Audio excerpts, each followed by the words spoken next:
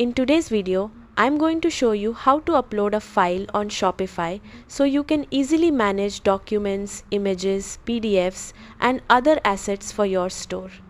Start by logging into your Shopify admin dashboard. From the left-hand menu, click Content and then select Files. Inside the Files section, click Upload Files. This will open your computer's file browser.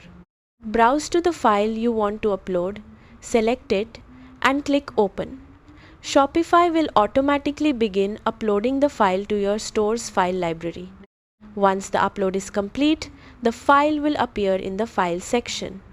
From here, you can copy its link, use it in pages, blog posts, product descriptions, or anywhere else in your store. For the best performance, make sure your files are properly optimized and clearly named so they're easy to find later. That's it. You've successfully uploaded a file on Shopify. Thanks for watching.